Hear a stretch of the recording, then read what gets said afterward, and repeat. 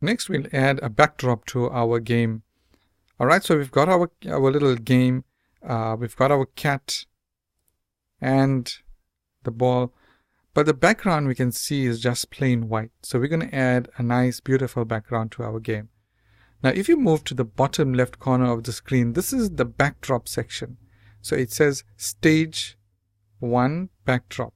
Now, the stage is actually the screen. This is what in Scratch we call the stage. Alright, and all the sprites move around on the stage. Now, our stage is currently just a white screen. So we're going to add a new backdrop. To do this, we go to the new backdrop section and click on that first button. Choose backdrop from library.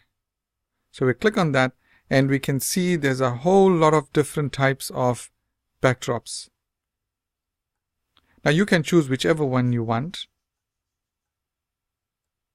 Alright, I'm going to choose this one that says blue sky.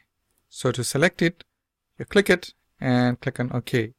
And there we go. Our backdrop is now added to our screen. Next, we're going to move our sprites so it becomes more realistic. We certainly don't want our cat flying in the air. And also the ball. Place it on the sidewalk, just like the cat. Alright, so we've got our cat and our ball and our lovely backdrop. Suddenly our game is starting to take shape. It's starting to look like a professional game. So click on the green flag and let's see if everything still works. Perfect. The cat catches the ball disappears. Let's save our work.